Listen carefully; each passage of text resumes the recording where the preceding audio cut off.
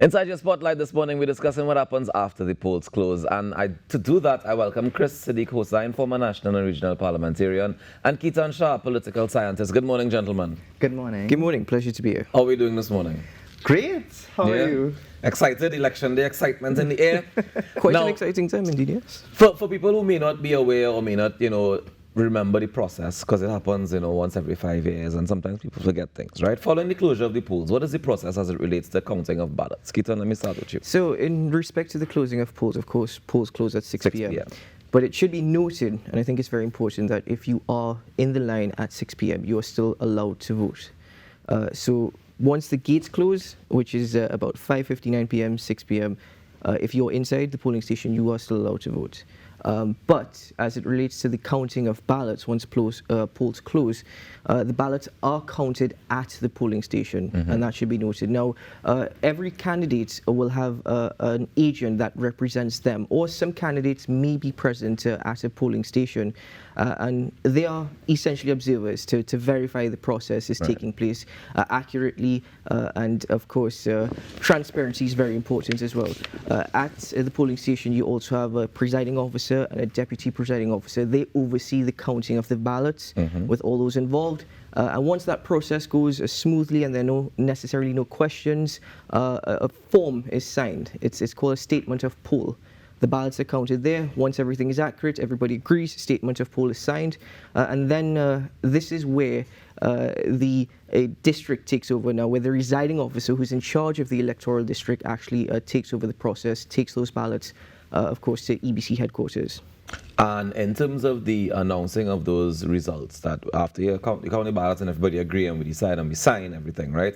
And we hand it over, then is when the media is able to announce who would have took that polling station. That is when everyone, including of the candidates, the political parties involved, and the media have an idea, okay, this is what transpired at this polling station. As polling station results come in, it starts to build a picture of what is taking place in that constituency.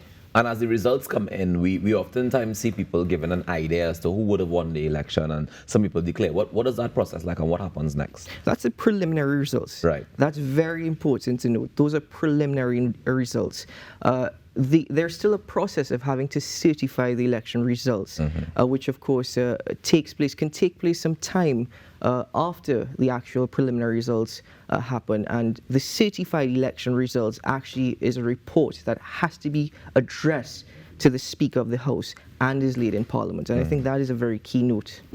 How long does that document usually take to surface? There is no specific timeline, but if we were to look back at the 2020 general election, it was in April of 2021 that report was laid in Parliament. So it could take some time. So then it means you were operating without the official documented results? Not necessarily, because there were disputes following the 2020 election results. That was sorted out. Recounts took place. That was clarified. And the election results were accepted. But the certified results, the report itself, can take some time before it is laid in Parliament. Very interesting. That's a thing I don't think we take into consideration at all. No, and I think on election night we hear whatever people say and we say, all right, yeah, well, we're good to go there. Indeed. Let me jump across to you, Kriss. When the newly elected Prime Minister is sworn in, anybody else is sworn in one time with him? Yes, the Attorney General. So the cabinet consists of the Prime Minister and the Attorney General. Right now we already have a cabinet until the new cabinet is sworn in. Okay. And so once as Ketan said, once the election results would have been announced, the President will invite the leader of the party or the leader of a coalition, whatever the majority would have decided in terms of seats, and invite the leader of the whoever has the majority of seats that would have out of won. the 41. Right.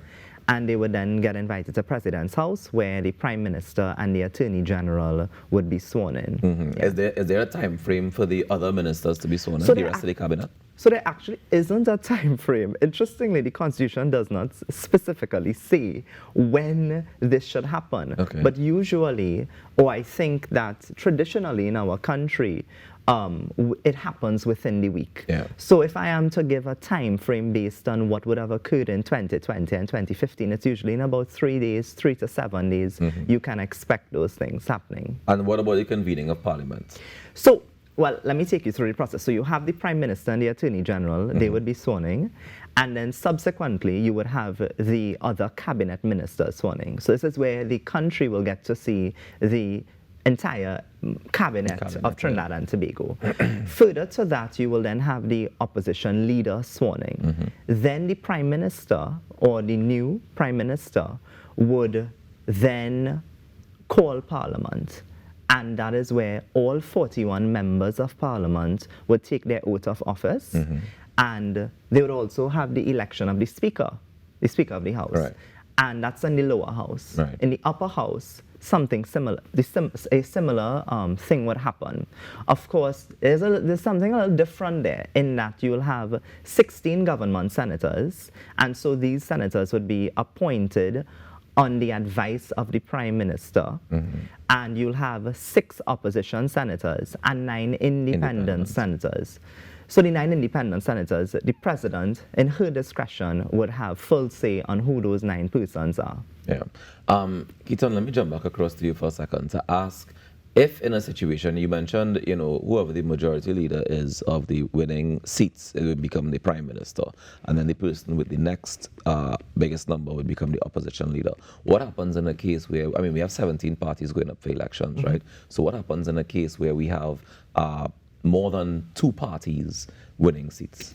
Well, that would be quite interesting, wouldn't it be, if in the Parliament you have more than 2 parties. But in a particular instance where, for example, you have 3 parties that win the election, the party, of course, still with the majority will obviously be win the election, and the leader of that party will be declared as Prime Minister. But if there is no clear majority, then that's where negotiations begin, and that's exciting times where you see smaller parties probably having a balance of power when it comes to negotiating. Okay, we're willing to work with you. Are you willing to work with us? And that is something I don't think we've previously seen. It would be, yes, but it would be quite interesting indeed if that were to happen. Quite possible, actually. I think also in 1995 we would have seen a post-election. I want to use the word coalition, if that's the best way to describe it, because partnership, team up, a team up of sorts. The 2 seats that would have allowed the government then to be formed would have come from the Tobago seats and would have come from the NAR. Right. That would have allowed that UNC government to be formed. So you're absolutely right in that the political negotiation really would happen I would say not even post-election, or maybe tonight. It would start from today. Once preliminary results start coming in, we have an idea of how Parliament is being shaped. You're going to start hearing conversations taking place. But on a point that Kriss made earlier, and I think it's very important, where you asked about Parliament, what happens there. Convening of Parliament, and it should be stressed, is entirely up to the Prime Minister. They have that call when Parliament is convened. And it should also be noted that the date in particular is very important. Why? Because let's say, for example, the Prime Minister convenes Parliament on Friday the 9th of May, right? Friday the 9th of May 2025. That means that's the start of the term. The term does not start when the Prime Minister is sworn in. The term actually starts when Parliament is convened. So therefore, if it's the 9th of May 2025, the 8th of May 2030 is when that term comes to an end. So that is very important as well. Have we seen in the past where Prime Ministers have extended that start date further than a month after winning the election? In some instances, you have seen that. Of course, there were conversations earlier this year where the Constitution permits, I believe it's 90 days following that particular date. So I believe that the current Prime Minister had until around November to call the election. But he called it a lot earlier. Yeah. It was till November? Yeah. Because it would have been August. August would have been the actual date. I think it was August 10th, 2020, that the elections were held. Yeah. And after the Parliament is dissolved, you have 90 days in which to call the election date. Yes. Yeah, it's 3 months. You mentioned the senators, and you mentioned how it's broken down. For those who may not know or understand, remind us of the role of senators in the upper house. So in our parliament, we have two houses. We have the lower house and the upper house. The lower house would be the House of Representatives, and this is where that's a representative house, representative politics, and so the persons who would have gotten entry into that house would have been through an election, right? Yeah. So that's really simple. And then now the upper house now, when the majority is formed or the minority, they have discretion in putting forward appointments. And these appointments really are supposed to, and I think the Constitution attempted to contemplate that you would have a different level of debate in the upper house. And so the independent bench would add to that sort of nuance. I also think in terms of passing 3/5 majority in the parliament, the Senate as well has that extra accountability with independent senators. Okay. Because of the 9. Right. I would also say through your Senate bench, the government can bring in perhaps, or maybe throughout the 5-year term, rotate persons for different interests, and also the opposition. Right. And that's really what I assume, or I think should really happen. When Does you it say always rotate happen? persons with interest, like sway new senators? Well, it depends on the type of legislation that is being debated. Okay. And it may depend on the type of expertise that you may want to have. So let us say, for example, we are discussing something in culture and the arts. I would assume that you may want to have a Calypsonian as, your senator, right? Why would assume that? Because I think we had a really good independent senator. Right. Calypsonian. Okay. So there, and I just use that example. I want to plug him a little bit. But, he's not going up in any election, So, right? yeah, no, he's not. So You're this safe. is not You're no safe. canvassing, You're safe. right? You're safe. You're safe. I You're can safe. imagine the comments, right? But no, so that's really where you get to also have maybe some government ministers come in. Because sometimes to win an election, you may not need all of the persons that will form a cabinet. Right. You may need someone that is more of, connected to the community and the roots of the community in order to win the seat. Right. But that doesn't necessarily mean that they would hold a cabinet position, And that also doesn't necessarily mean that they're not good enough to hold it. Well, this is what I want to know now is that can we define the role of that member of parliament, that representative that's going up to say, I'm going to sit in the parliament. What do I do when I sit in the parliament? Let me jump across to you, Ketan. So, generally speaking, the idea is that the role of an MP is to represent the constituency of which they were elected to. They, of course, as well, are representatives of the political party of which they're a member of in Parliament. And depending on the side you are, of course, government, opposition, of course, that is where your power and that is also where your debate or your theme in any debate when it comes to bills, that is where you would align to. So the role of an MP, generally speaking, has been that, as if you want to define it in that manner.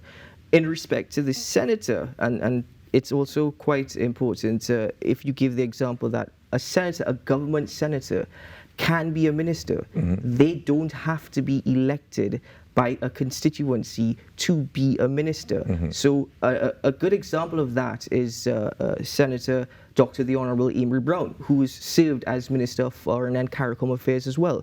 So that is primarily their role. The role of the Senate, which is the upper house, of course, it's the second step in relation to debating bills.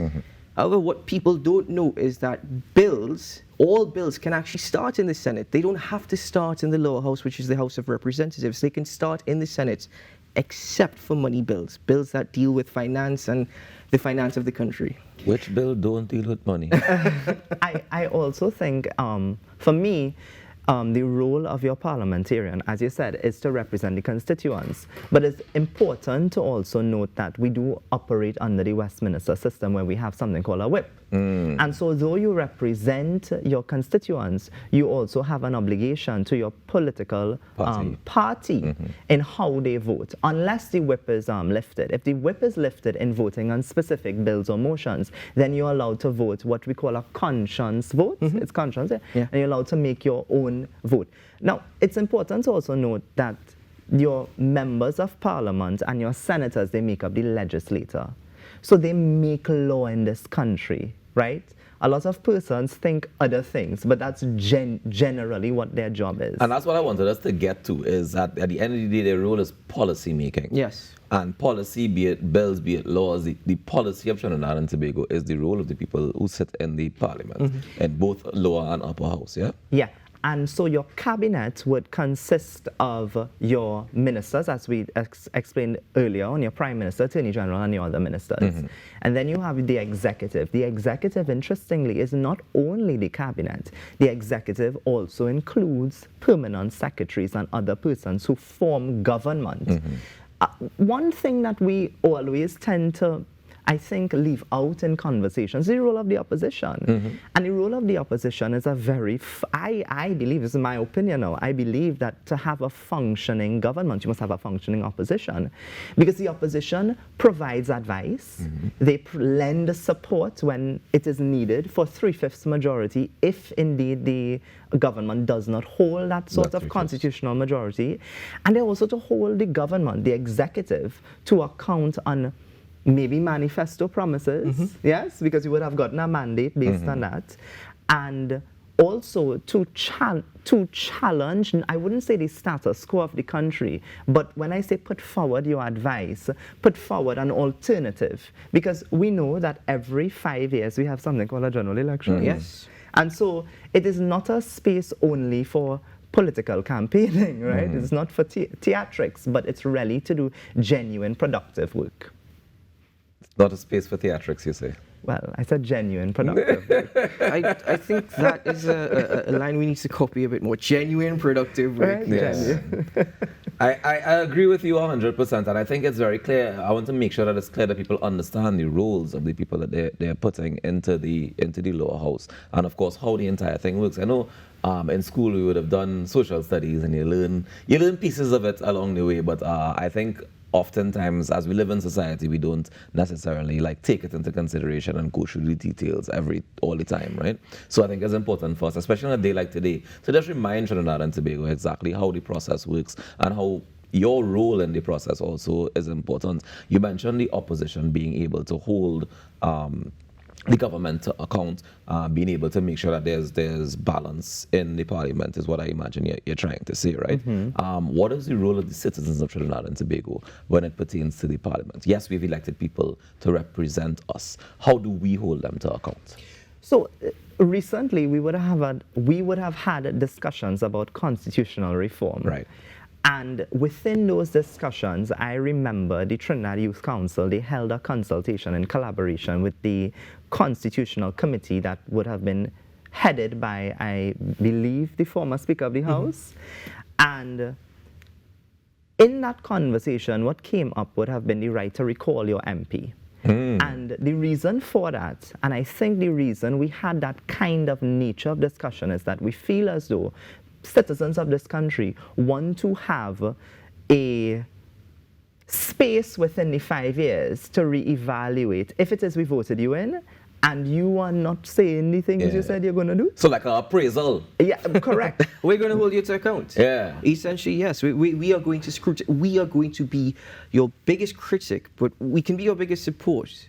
On election day, in the campaign, we can be your biggest support. But what happens after that, we're also going to be your biggest critic. Remember, you represent us. You don't represent yourself or necessarily a political party. You represent us, the constituents who voted for you. And I think that is where the right to recall came in. I also think that though that has not really, I would only use manifested into anything as yet, right? I don't want to be premature. But in the absence of that, we do have an election. That's the right to recall your MP. Right. That's a space in which you evaluate and you appraise, should you find good or bad or indifferent. I also think that, as you mentioned, they represent us, the constituents. There's something that tends to not occur in the process of policy making, and that is, you would have canvassed, many of you all would have canvassed, and for the past month campaigned, and so there must be a space for your constituents, regardless of who you assume the party they belonged to. that you are now the member of parliament for all of Everybody. the persons. Yes. So let's call a constituency. No, maybe not. Yeah, TTT, the constituency of TTT. The constituency of TTT North. They don't have north, south, Yeah, east. that, you know what? No, that's upstairs. That's the ones in the room. Yeah. So you are now the member of parliament for TTT North. You're not the member of parliament for only the party that you assumed voted you in. And so if there is a bill to be debated in parliament, that does not just happen on the day. You should consult with your constituents because that's who you represent. That's who you represent. To find out their perspective on the bill. You consulted with us for your vote. Fair. But I also believe, and Raucus asked a very good question, what is our responsibility as citizens? What is our responsibility as constituents? And a simple thing such as always keeping abreast with current affairs, always keeping informed, and also understand and know exactly your sources of information. That's very important. Very, very important. You know, not everywhere or everyone or everything is a source of information, but keeping abreast with current affairs. Sometimes even doing your own research. Take an interest. That is very, very important so that you have an understanding, so that you are educated when it comes to bills, when it comes to debates. You can meet with your member of parliament. Every member of parliament has an office and has constituency days, constituency hours. Utilize it. It's not necessarily just to go and say, well, I'm having these difficulties, I'm having these issues, or these are my concerns. You can also go and share your opinion. That is what is available to you. And I think it's very, very important to always keep informed, keep educated, participate. That's the beautiful thing about Trinidad and Tobago. We live in a democracy, a vibrant democracy. The mere fact that we are so fortunate to be able to participate, utilize that privilege, utilize that fortune that we are blessed with. I also think, and to add to that, in being more informed, know the difference between local government and central government. Because you always say, I don't see my MP, I don't see my MP. And some of the issues that You want to see persons the may MP have, for. it's really, I want to see a councillor. You want to see a councillor. That's what you really Yeah. want to see. And that's another breakdown in the social studies class that we will have to continue. Gentlemen, thank you very, very much for joining us this morning and for sharing these nuggets of information. I think definitely people will benefit from it and hopefully they can utilize it going forward. Stay informed as possible as they can, yeah? Yes. Indeed. Thank you very much. No problem at all. Have a great day, ladies and gentlemen. That is Kriss Sidique Hosein, former National and Regional Parliamentarian, and Ketan Shah, political scientist, joining us on the Now Morning Show to discuss what happens after the polls. Let's take a break.